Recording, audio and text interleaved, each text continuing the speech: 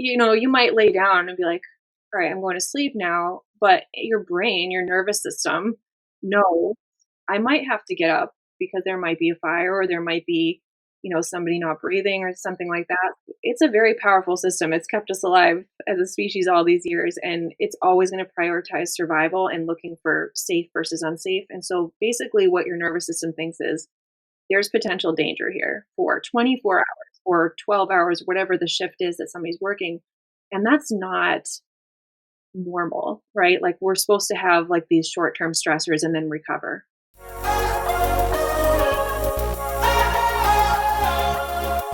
Hey, welcome to the Bodies Built Better podcast. I'm your host, Jackie Tan. And if you're here for the first time, welcome. I'm so happy that you're here. And if you are back for more, you're awesome. I appreciate you. This show is all about human performance. So I want to make sure that everything that we share on this show, you can use and apply to your life to get the best out of yourself. Because I truly believe we all have a great untapped potential within us. And whether we don't know it's there or we don't know how to tap into that, I want to make sure that we give you all the tools and strategies to help you do that. I chat with athletes, health experts, coaches, doctors, scientists, and so many more on all the best tips, tools, and strategies to help you discover your extraordinary potential. Today, I chat with first responder firefighter Rachael Clough. Rachael shares her experience of being a first responder, the harsh realities behind what first responders and shift workers see and what they go through, and of course, the stresses that play a part in the lifestyle that they leave due to obviously the work that they do. But more importantly, the great thing that I love about Rachael is the way she's able to explain, for example, the stress behind, different types of stress and how to recognize what they are and then how to implement lifestyle changes in order to mitigate any of the harsh setbacks that can come of stress related illness. She also tells us about her 3 wellness pillars that she's now helping others in order to improve their health and well-being and their awareness around the stresses in their life and how to manage it. She shares her strategies on how she builds mental resiliency, physical resiliency, and how you can too. So without further ado, let's dive straight into this episode with Rachael Clough. Rachael, thank you so much for chatting with me today. Welcome to the Bodies Built Better podcast. Thank you for having me. I'm so happy to be here. I'm happy that you're here. You are a first responder, more specifically a firefighter, and I have the utmost respect and admiration for what you guys do and what you put yourselves through. And I'm looking forward to today and diving deeper into that, and certainly getting an understanding of what you guys do that we as civilians don't really get. So before we do get into that, I'd really love to know your journey in how you got into this line of work. So I grew up around the fire service because my dad was a firefighter. So it's not something I always knew I wanted to do, but it wasn't like a big stretch for me to like lean into this field as I got older. So coming out of high school, I took the EMT course, and I really liked it. I liked the dynamic nature of it and just learning about human physiology. Like I found that super interesting, and I still do to this day. So it just really clicked for me. So I went on to paramedic school and really got my experience for several years over in Newark, New Jersey. So for those who are not familiar with Newark, it's a city type setting. So I come from kind of like a smaller town area. So much busier setting, especially for EMS as paramedic. You're going to be, your skills are going to be tapped on a regular basis. You're going to see everything and anything, right? So it's an amazing city, but I went there to get experience, and I certainly got it and met some amazing people. And then I got hired in the fire department after that. So that was 14 years ago. So I'm still there now. My role in the fire department has changed quite a bit though since I started. So I'm coming up now on 1 year as a lieutenant. So that's new for me. But that's been great. And also just um, stepping more into the role of the health and wellness initiative within our department. So that's a new thing. That's a newer thing in our department over the last 6 or so years. So that was really born out of like two things.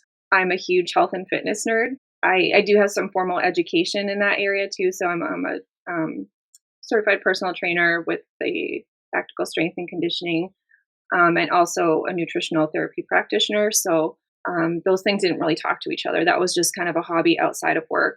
And but that really changed after a a rather painful and pivotal experience in my career that really inspired me to bring the two together. So that's really the journey in a nutshell.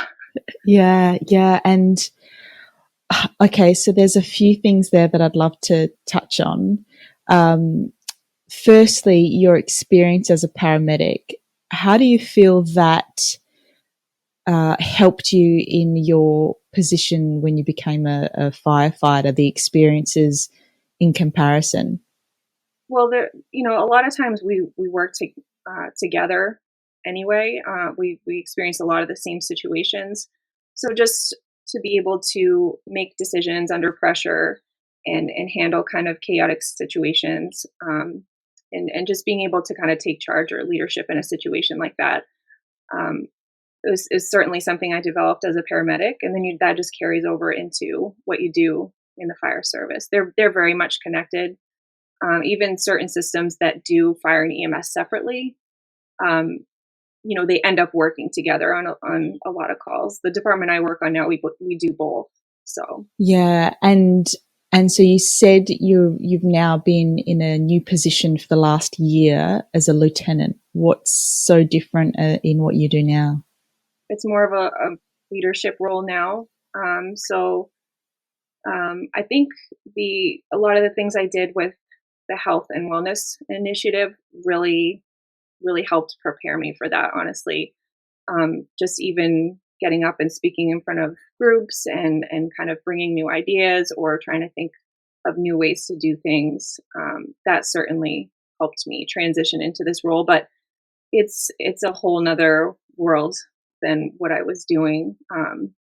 As a firefighter, there's certain things that you're kind of paying attention to, like whatever tasks you're in charge of, and so sometimes you don't think of some of these other things that once you step into more of a leadership role, or as where you're more in charge of a company or things like that, there's a lot more to consider. And so it's definitely expanded my vision a lot, as far as looking at things from a bigger perspective, and just just stepping into more of a leadership role. Can you tell us a little bit more about that painful point in your life, that pivotal experience? Sure. Yeah. So um, I suppose I should probably give some context here before I kind of jump into it. It is a sensitive topic, so and I never quite know how I'm going to react when I talk about it. Um, so sometimes I cry, and sometimes I can keep it together. So, but my for so to provide some context, my husband's also a firefighter, and his father was also a firefighter. So his dad worked at the same department as we did, and I actually got to work with him in the last year of his career. But um, his name was Dan, and he was obviously my father-in-law, but that just sounds kind of, um, it doesn't really describe our relationship because he really was truly like a friend to me. Even when Ryan wasn't home, um, either if he was working or my husband was also deployed a couple of times, he'd stop over the house and we'd go grab dinner. I was always happy to see him walk in the door. Like some people, they're like they think of their in-laws and they're like, oh gosh. um, but Dan was just such a legend in the firehouse, and just you know, certain people in your life you just really click with, and you just feel like this person gets me, and there's just a connection there. And he was just one of those people for me. And me being one of the first females hired on the department, he kind of had my back there. And he was like one of the salty old Jakes, like if you think of a traditional firefighter image, like that's him. Yeah, a good person to have on your side. Exactly, yes. So he definitely gave me a lot of support, and that really meant a lot to me, and that helped me a lot to have support from him. I even remember in his retirement speech, like he took so much time to just talk about that he was really proud of me, and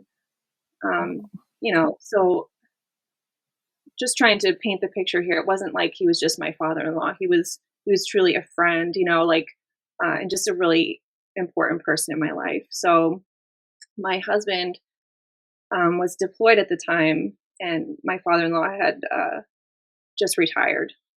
It hadn't even been a year yet, and I was working, and we got a call later at night for chest pain at his house. And so obviously I went, and um, I knew right away, just looking at him, that um, I knew something was wrong.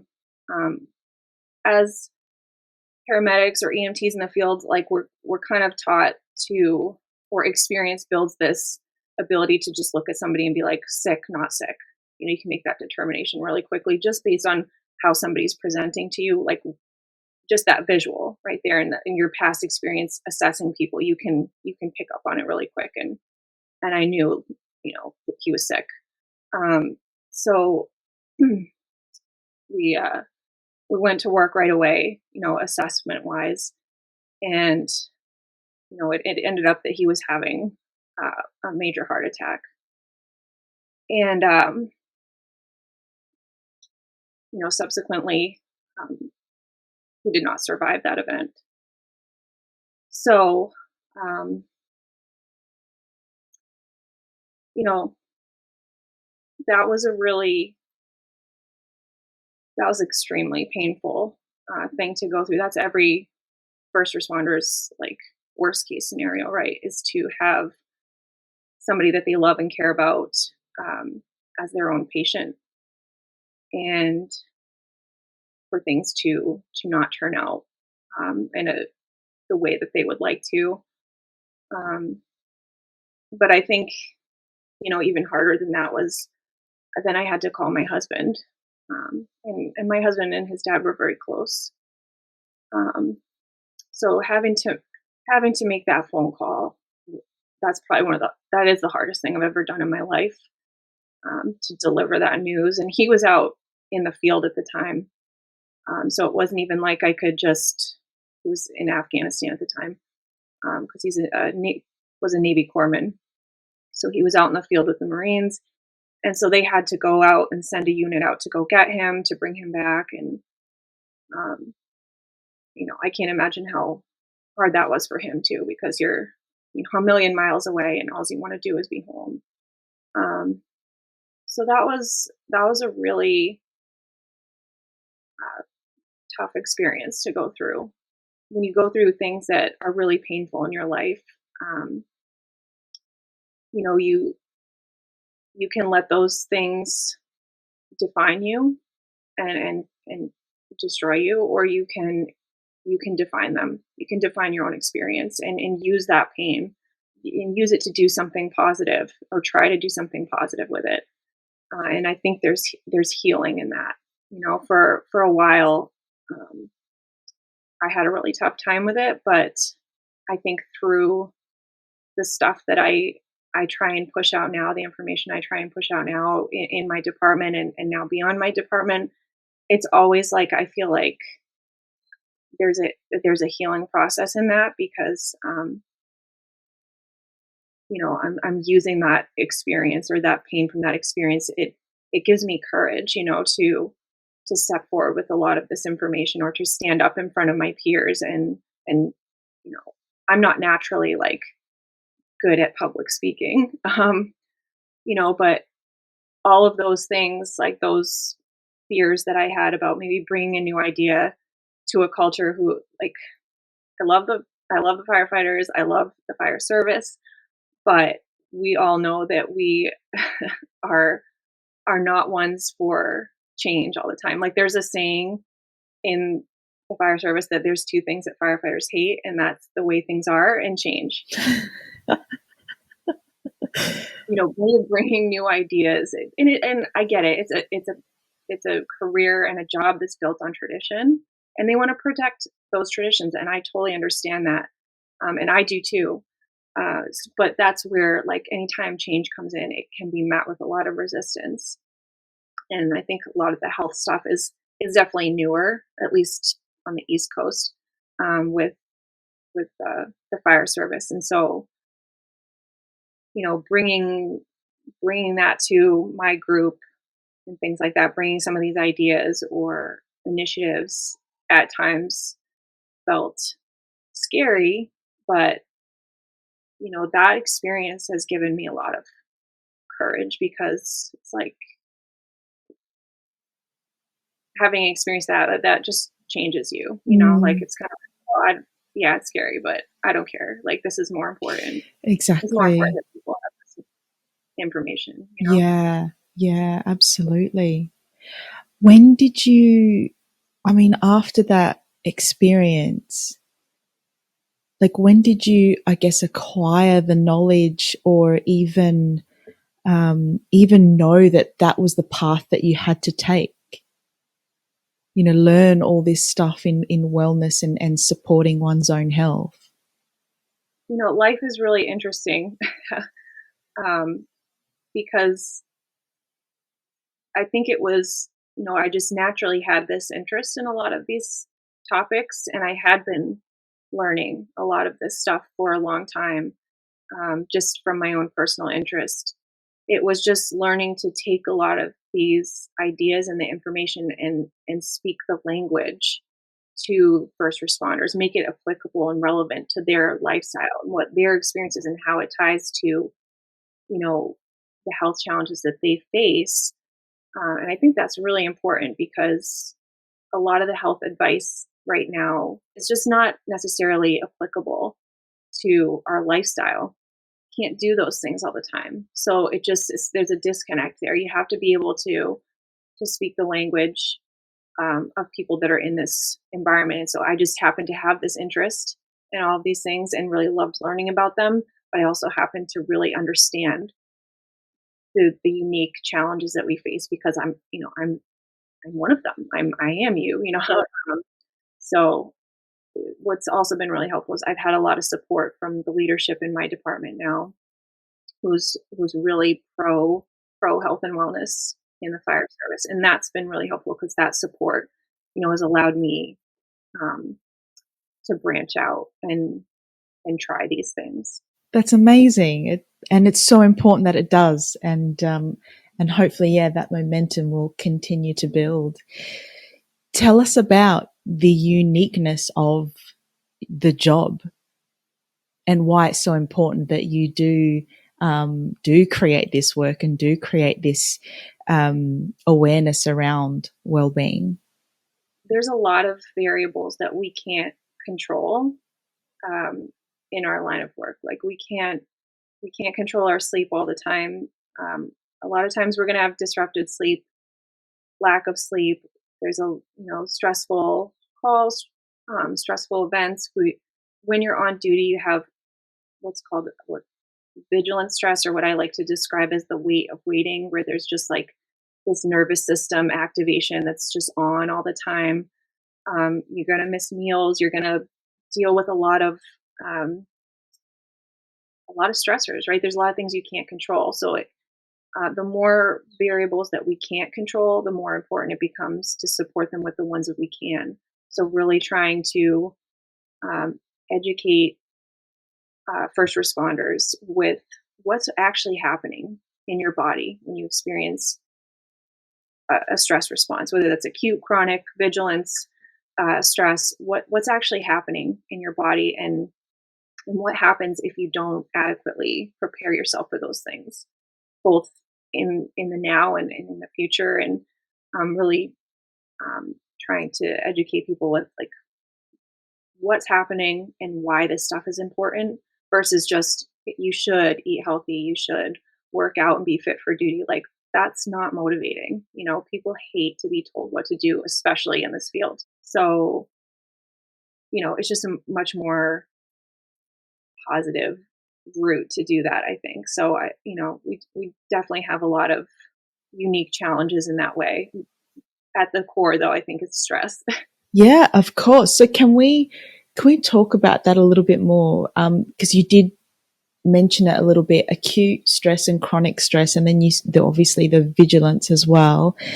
Um, how do we understand the type of stress that we're going through, and I guess how you have dealt with it or have learnt to manage it? Yeah, so I would say, we've all experienced acute stress before. That's like, for anyone who has slammed on the brakes before, or like gotten startled. It's like, your heart's pounding, you're breathing faster and heavier. Your blood pressure is going to go up, your heart rate's going up, your blood sugar is going to spike. All of these things are part of like that fight or flight survival response. And so I think we've all experienced that from time to time. And so in a way to support that, is a large in part to being fit, like your fitness. Because a lot of the physiological responses that happen during stress happen in exercise. Your heart rate goes up, your blood pressure goes up, your respirations go up, your glucose mobilization and metabolism is going to change. So if you're doing this on a regular basis, your body, and you get that stress response, your body's like, okay, your system's in there, like we do this all the time. Let's Yeah, we've done this before. Yeah, let's go. I'm ready. I love that. Versus somebody who's not doing this regularly, it's kind of like getting smacked in the face a little bit. Like it doesn't feel very good. You can kind of liken it to like getting in the truck and going for a ride versus getting hit by the truck. So, I think staying fit or being having like a regular fitness routine is really important to like support that acute stress response. Um, and then for chronic stress, I think all of us, a lot of this stuff is so applicable to just everyone's life. Yeah, absolutely it is. Yeah. Chronic stress is who doesn't have some of that, right? um, so that's kind of like, but to relate it to first responders, it's the repetitive or accumulative effects of the lack of sleep over time, of the stressors, like the acute stress response, that fight or flight response over time, of that nervous system activation over time. Like all of these things kind of build up, especially if we're not really working to balance that out when we're off duty. So that's more like an accumulative effect of that, and some of the ways that you would start to feel like you might be being affected by that is, you know, chronic stress is corrosive. Like it's the stress response is meant to support you in the short term, and it does a lot of things. Uh, that are great for that short term if you did have to fight or flee. But when it happens over and over and over again, it can be, again, like I said, really corrosive. It suppresses your immune system. It it helps. It promotes like muscle breakdown. It really just pulls a lot from your system. And so over time, you keep making withdrawals and not putting the deposits back in. You're going to feel run down. You're going to feel tired all the time, even if you're getting sleep. You can start to have a lot of sleep disruptions or mood problems, aches and pains, all that stuff. Just feeling drained. Um, and a lot of the ways that the same way that you support the short term stress, the fitness stuff, it certainly applies to chronic stress. And I think even more so just for the mental side of things. Um, you know, Getting exercise is a mood booster and it promotes like those mood boosting neurotransmitters. That's really good for supporting that, but also just your nutrition too. Um, like I said, it's very depleting. And so if you're eating a nutrient dense whole foods diet primarily, you're showing up and giving those building blocks. That's a way to like put deposits back into the system. If you think of, you know, the smallest form of life is the cell. And what is the cell made out of? It's made out of proteins, fats, carbs, and it uses some vitamins and minerals to run. So, if it's kind of like I like to think of it like Legos, like you're you're truly are like these are the building blocks of your cells, and your cells, go to become your tissues, and your tissues form your organs. The organs form your organ systems, and then you're the whole organism, right? So it really starts at the cell. So whatever you're eating, people say you are what you eat. You literally are what you eat. So the more nutrient dense foods you're eating, the healthier your cells are going to be, and be able to support a lot of these, processes that pull on the system. Especially if your immune system's down because of that chronic stress. Yeah, yeah. So another thing with the chronic stress too is, um, another way to support that is really consciously pursuing parasympathetic activity, which is your sympathetics, that fight or flight stress response system. We need that to survive. It's an incredibly powerful system. We absolutely need it. I'm not trying to demonize it. But when it becomes dominant, these two systems are supposed to balance each other out. The parasympathetic is supposed to come in and do all the rest, digest, repair, and but when our lifestyles are this stress dominant state, and then we're not consciously making time for the parasympathetic stuff, like relaxing, and that can be different for everybody. You don't have to sit on a pillow and meditate, although that's great. You can just spend time outside or do something that you love to do, like any kind of hobby or things like that, things that relax and nourish your soul, and if for that's different for everybody, but oftentimes we're so busy these days, we just don't make time for it, or we get caught up in the hustle, especially, um, people in this field, they work the 24-hour shifts and then they want to fill the next day with, oh, I'm off tomorrow, thinking like I have the day off, but not really considering that you might be pretty depleted from the shift that you just worked. And so we tend to just want to go, go, go. And if we're not consciously filling some of our time off with these activities that are parasympathetic in nature, you know, again, that's just going to promote that stress state. So like aside from the fitness, nutrition, these are the pillars, right?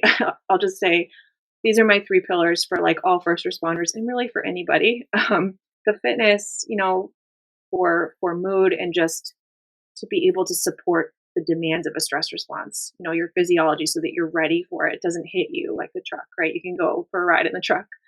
And then your nutrition to build those healthy cells and to put more deposits back in.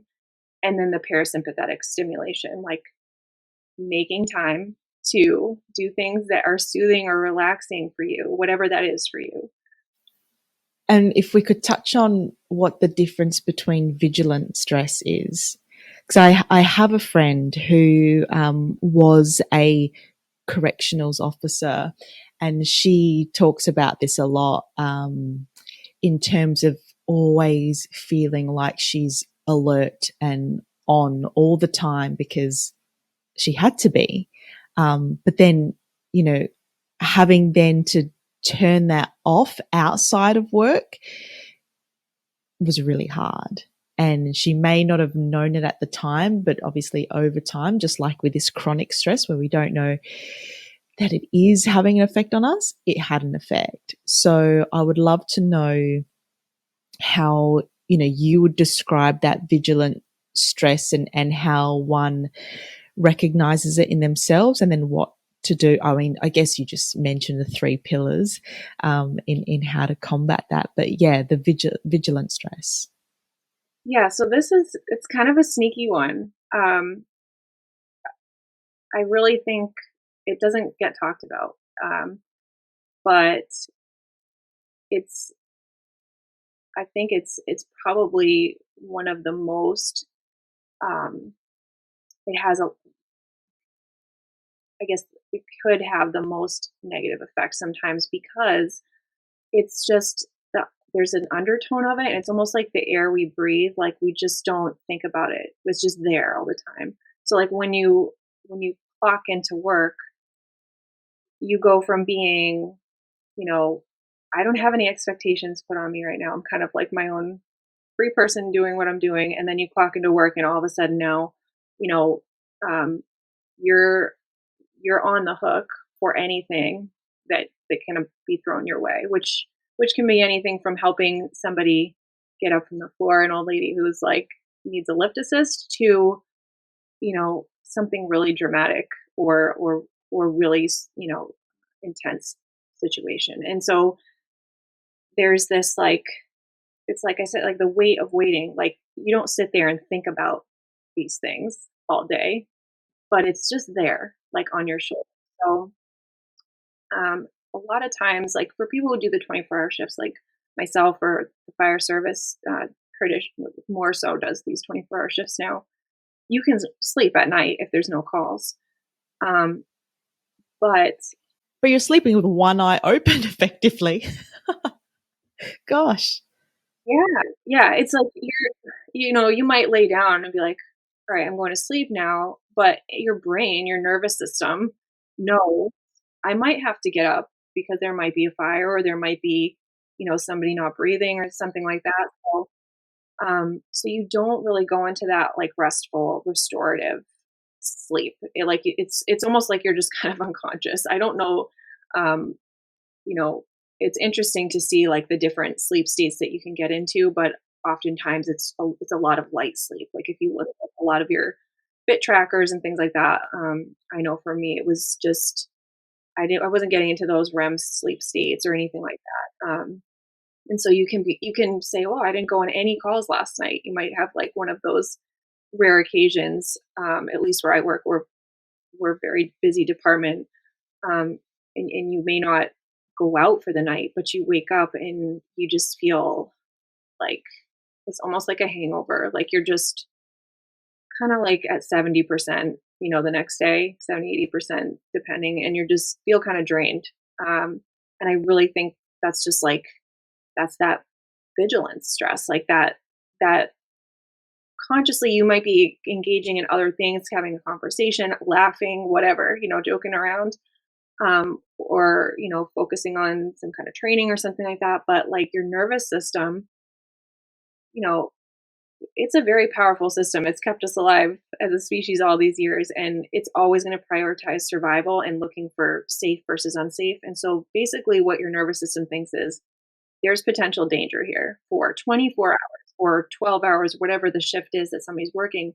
And that's not normal, right? Like, we're supposed to have, like, these short-term stressors and then recover. Like, even in primal days and things, like, that's you're supposed to have these short duration stress and then recover. Like, being in these kind of vigilant states for these long periods of time is very taxing on the system, even if you're not responding on calls. I mean, sometimes that's even worse because at least if you're out on a call and you're like exerting energy and you're using brain power to solve a problem, um, you're kind of like using some of that, versus like if it's a really slow shift, sometimes you just feel really tired at the end of the day or the next day because it's like you just didn't expend some of that energy. That's why sometimes the shift workouts and things can be really helpful for that.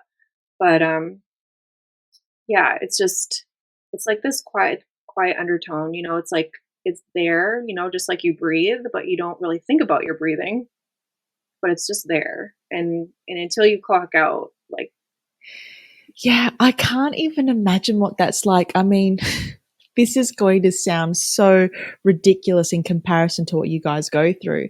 But if I've got to be or me and my husband have to be somewhere, I tend to be ready before him. He's a little bit slower, right? And me just waiting for him, it's a stress in itself. So I can't even imagine what you guys go through when you have a 12 or 24-hour shift where you're just waiting and and potentially waiting for something that it could be, life or death situation. Like it's serious stuff. So I can't even imagine that. So what do you do, having now know all this and know the pillars of good health? What do you do then after a shift like that to recover as quick as possible? Because I can imagine after that sort of shift, you'd just be out for the next day. Like, how do you recover as quick as you can to be back to you? that's the thing. I think that people really need to shift their expectations sometimes too. That you're not going to be back to you a lot of the time. A lot of time, you know, I keep Mm. talking about fire service because that's what I know most closely. But you know, we think that we work 2 24-hour shifts because technically we do, but that doesn't mean you're not feeling the effects for 2 days of those 24-hour shifts, the following days, or even sometimes longer if you really have a difficult shift. So, like, we tend to think, oh, I have 5 days off. I'm going to fill up all my days with things I got to do. And we just treat these days coming off shift like any other day. It's like, well, I know life is life. People still have to get things done. I'm a parent. I can't just, you know, um, I can't really necessarily go to sleep or anything like that, or at least I couldn't when the kids were younger. Um, and so but the problem for me is I expected a lot out of myself, at least then. I'm a little bit wiser now. Um, but I did the same thing. I would fill up my days and expect myself to do all these things. Um, when really, I think we just need to, number one, just adjust our expectations and say, what are the most important things I need to do today? And I'm just going to try and pick, like, at the minimum.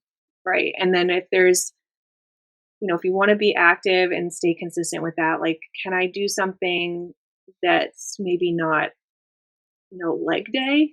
maybe I do, um, maybe I do like an active recovery. Maybe I do some like a hike outside. I love to be outside the day after shift because I feel like it like, it gives me energy back in a way that I can't really get from caffeine or other things.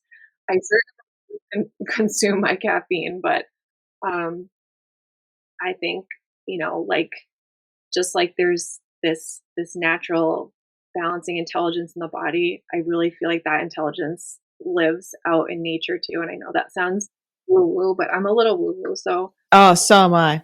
Go at it. that's all right, good. That energy exists in nature too. So if you're feeling like really kind of stressed or agitated, it will take you down a few notches. And if you're feeling kind of depleted, it brings you up. But it's never too much. It's like just right. So if you can, spend time outside, um, that's always, I feel like that's always nourishing, or sometimes like this is something I've had to realize too as a parent. Sometimes I'm really not good for anything else the next day except like silly, like stupid play kind of stuff. Like I kind of realized this last year when I came home from a particularly long shift. I think we had a fire or something the night before. I didn't get any sleep, and I was like just running on fumes. And it was a snow day, and they wanted to go sledding. And honestly, like, so I got to go be outside, but I was not good for anything else that day other than like goofing around and going sledding. So like sometimes you just have to let yourself off the hook and be like, I'm just gonna watch a movie or I'm gonna do something like not productive at all. I don't have to be productive today. I can chill today. The productivity stuff can wait until tomorrow. I know that's not always possible. People have other jobs and things, but just I would say try to manage your expectations and do things that are restorative. Try and get outside if you can. And I know it's really hard to resist like the sugary stuff, like the junk food and stuff like that. It's so hard on those days because you're just like so tired. Even your physiology is like just give me calories um, and you just want to reach for something like usually that's not very good for you, but you know, honestly, it's going to make you feel so much worse. If you find some healthier version of it, try to do that because if you do eat like a ton of sugar and carbs, and I've done this myself plenty of times, I'm no like angel here, but and it which is why I know it makes you feel 10 times worse. You're just like tired and then you just feel like a total slug. So, do the best you can with those things. Yeah. Yeah. It's so important, a few things that you mentioned there and, going outside in nature, like just natural light and nature is just so grounding. And I have to say the same. Like that's exactly what I do when I'm just feeling low energy and just completely out of it. It's so powerful getting back to nature. And also the second thing you said was just, get rid of the guilt, let yourself off the hook. That is so powerful. And when we do that, yeah, like I think that's an incredible mindset shift that is super powerful in helping the recovery process. So amazing stuff. I would love to now tell or recite a post from your Instagram because I think for me, whilst I hear what you guys do and it's such incredible work. This really, when I read this on your Instagram, it really painted the picture for me.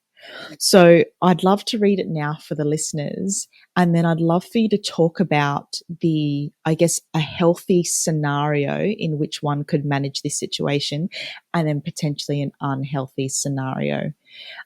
So the post was 2 a.m., the alarm sounds. Within fractions of a second before the tone is even over, your brain has already set a series of cascading events in motion before you can even consciously process any of this.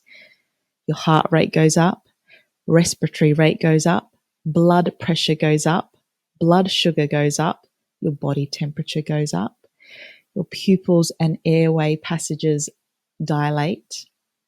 Blood is diverted away from non-essential functions and floods to your muscles. Alertness goes up, but simultaneously the frontal lobe activity goes down, responsible for rational decision making, which is depressed. Hello, tunnel vision. All of this, and we probably haven't even finished getting dressed yet. And that part blew my mind. So I'd love for you to talk about how you manage this type of situation, which is the acute stress, in order to be able to do your job effectively thereafter. We have certain tones that we hear for different types of calls. So we have a tone for a structure fire. We also have a tone for a priority one medical, which is like somebody not breathing or cardiac arrest or something like that. So there's certain tones that are going to get your attention or that elicit a response because you've been through this before, and your brain remembers, you know, this is this is not a lift assist, Um, so basically, this all happens in a fraction of a second. As soon as that tone is heard, even parts of the tone, not even the full thing, your body's already dumping all of these hormones. It's really amazing that it actually can do all of this at fractions of a second. So what I mean by getting dressed is, whether we're going to put our bunker gear on and things like that, you're already getting a workout on the inside, right? You're already working out. And then now we'll give the example of a fire, which is extremely physically taxing. You do some really intense work in a short amount of time, and you're wearing like really heavy gear, you're carrying heavy tools, and time is of the essence. So it's a lot. So now you're taking that workout you're already doing. You haven't even started to truly physically exert yourself with a task. So you know, somebody who is deconditioned, we'll say, they just haven't, they're not giving their body the tools it needs, because our body is like miraculously and beautifully designed to adapt. It's adapting all the time to all kinds of stimuli. And it's really an incredible system, but it can only make these adaptations to the degree that we provide a healthy foundation for it to do these things. So if we're providing that healthy foundation of getting the exercise in, so our vessels are used to expanding and contracting and handling high pressures with an increase in blood pressure, so that our body is used to adjusting and adapting, and we've given it the nutrient dense diet to facilitate a lot of these reactions, like, we're going to be able to handle that stress. We're going to be able to use it. It's going to, versus somebody who, I think I was saying deconditioned initially, but that's a healthy version, right? But the deconditioned would be, now the stress response has become an additional stressor. So that's a problem, right? And this is why we see, so this is really interesting, right? Line of duty deaths for firefighters, it's not that we're getting lost and disoriented, that we're falling through floors, or buildings are collapsing on us, that we're losing our air, getting all these traumatic events. That is not what's mostly killing firefighters. It's stress and overexertion. That is the number one cause of line of duty deaths: stress and overexertion.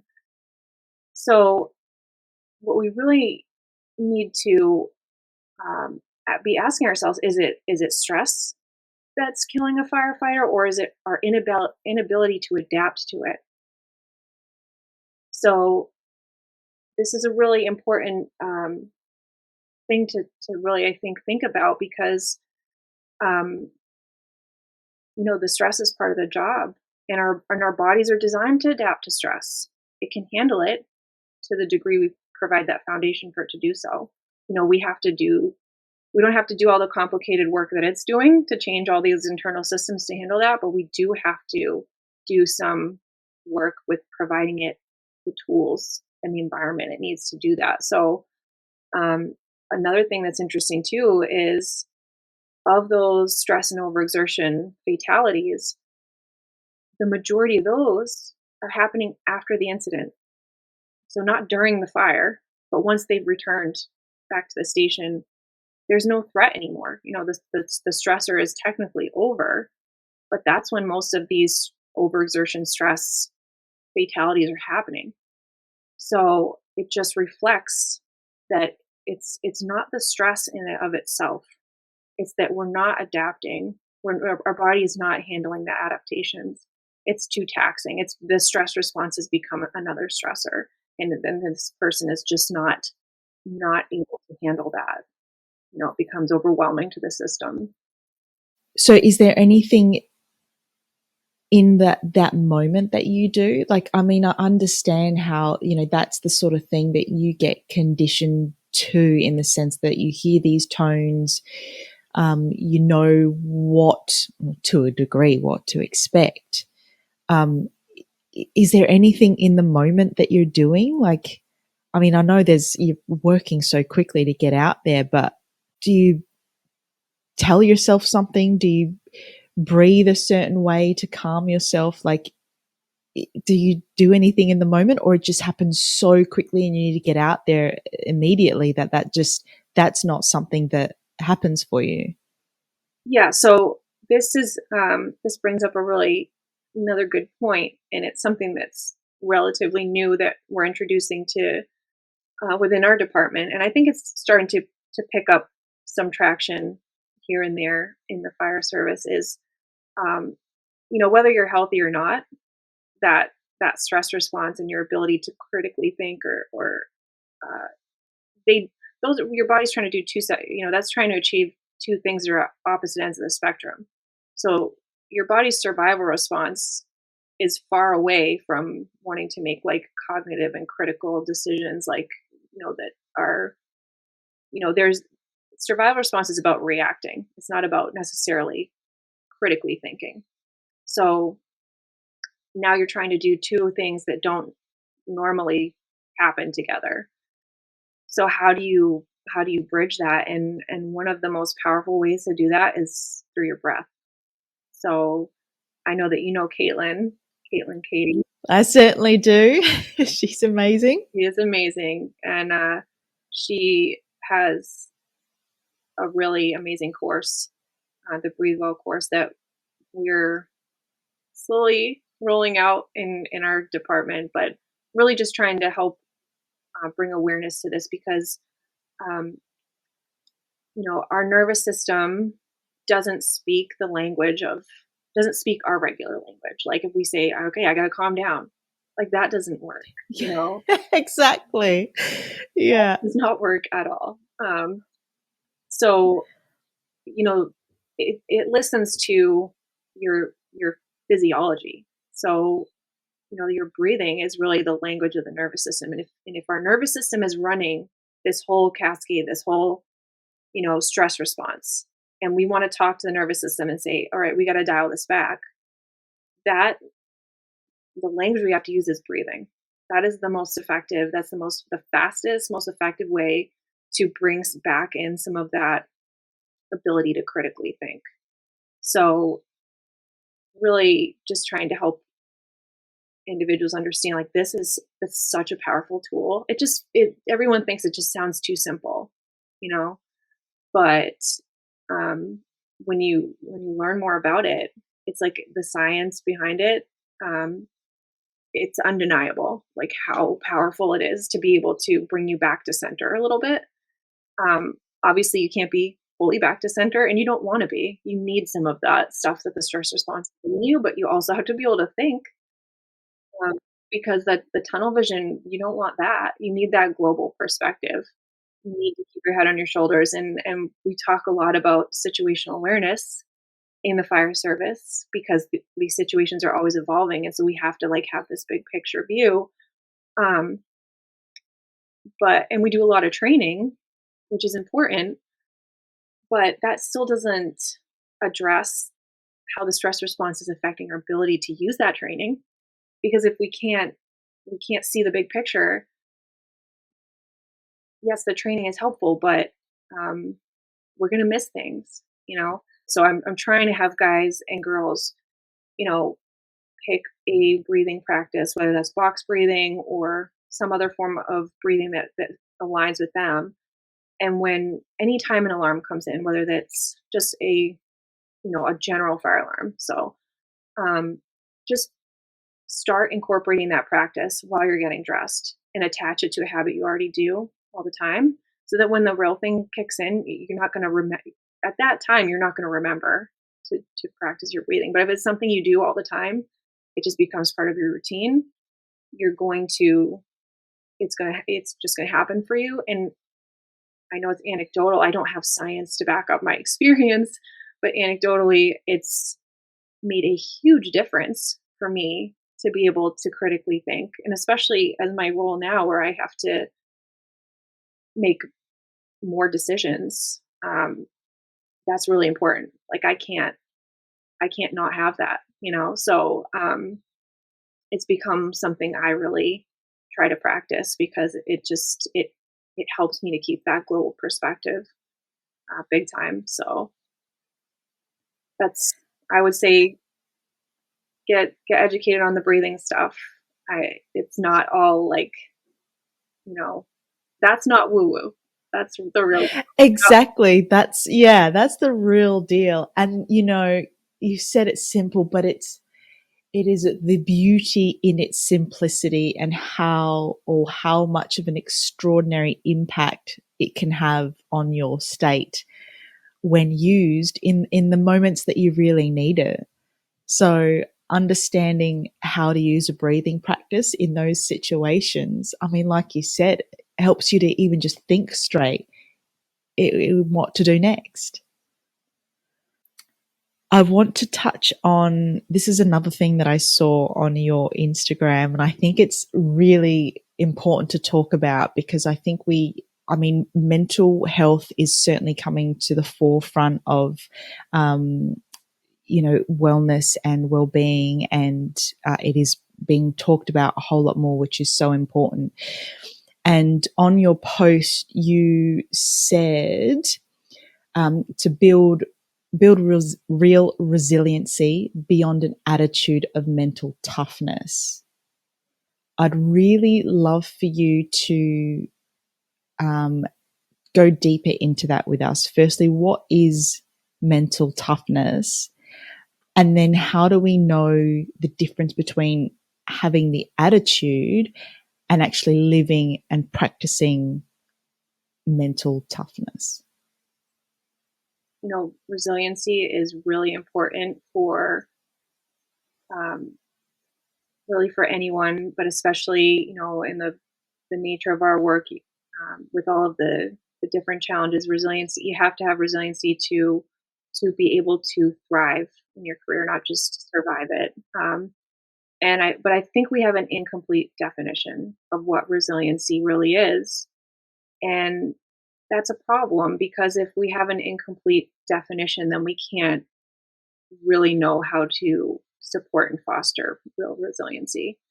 So I reached out to my small but mighty community on Instagram and asked what resiliency meant to them, looking for feedback. And the majority of the answers I got were, grit, fortitude, toughness, strength, and that's true. All those things are true. I think that's definitely part of resiliency, but herein lies the problem: is that we have this very narrow focus of what it is. That it's just hardness and our ability to push through and just be tough.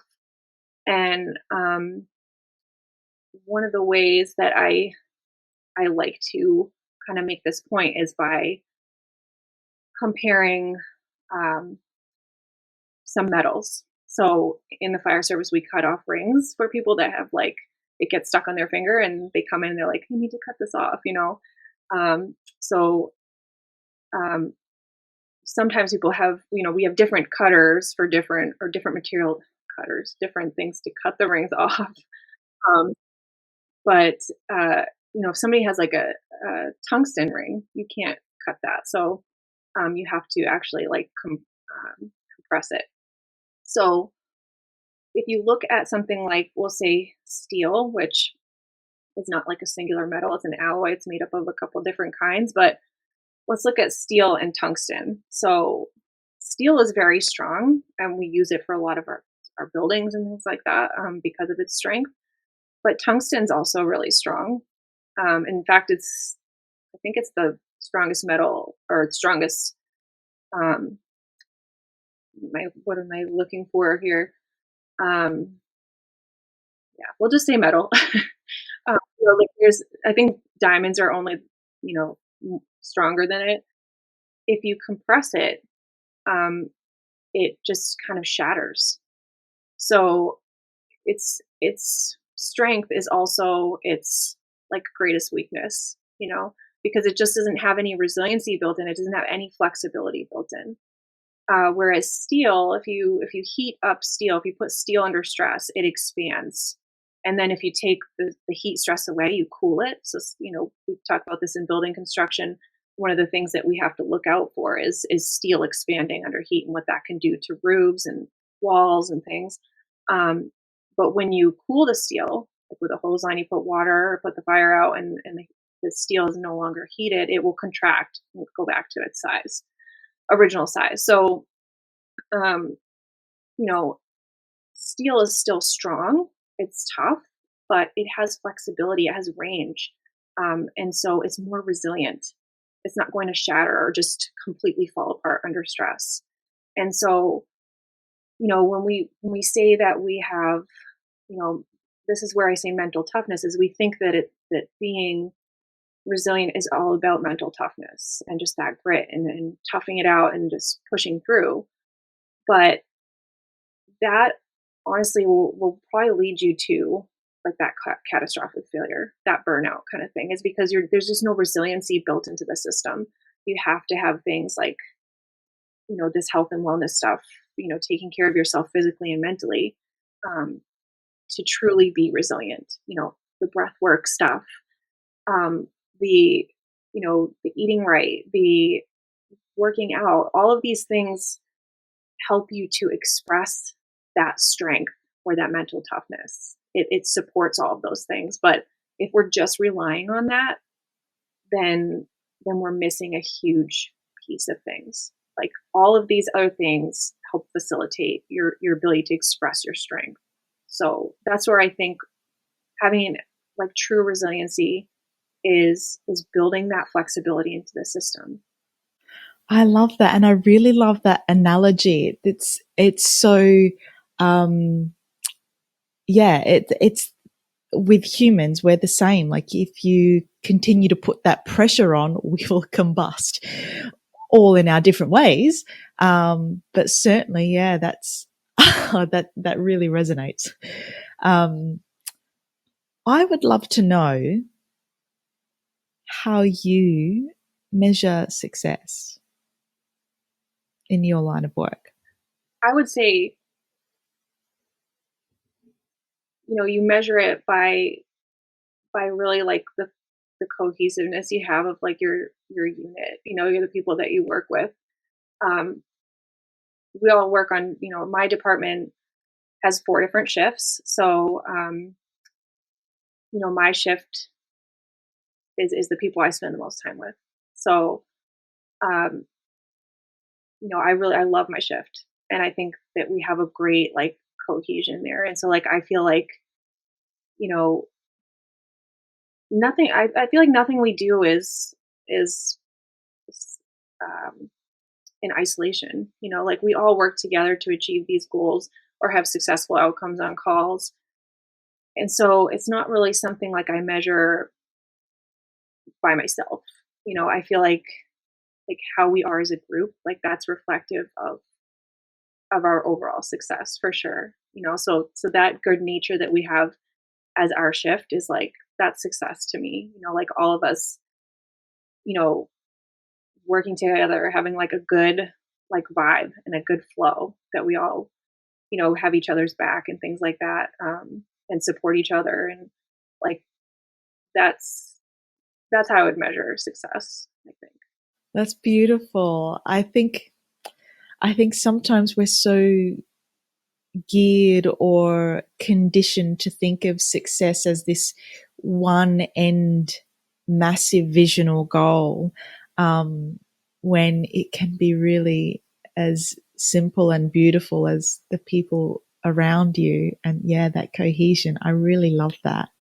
Rachael, this has been so fantastic. Can you tell us if people want to follow your journey, or I know you have some courses as well? Tell us about the courses and how people can get in touch with you. Yeah, so I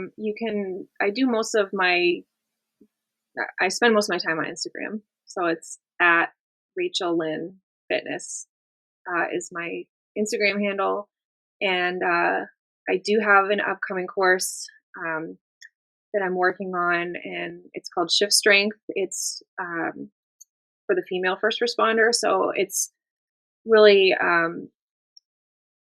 basically it's building your best body, strategies and tactics for um, living your best life both on and off the job. Like, so it's about building muscle, losing fat if that is your goal, and just learning a lot about nutrition and through education, empowering yourself so that you can have an understanding how to support yourself through some of these challenges to your system and just get in really great shape. Like if you want to get in the best shape of your life and just feel awesome. So it's more tailored to the female first responder right now, and we kind of touch on some of the the hormonal aspects too, because the female physiology is different than the males, and while we can still train the same, like programming often needs to be different. So it's more specific for that. So if you're going through the fire, or you're going to go through the fire academy or the police academy, this would be a great prep program for that.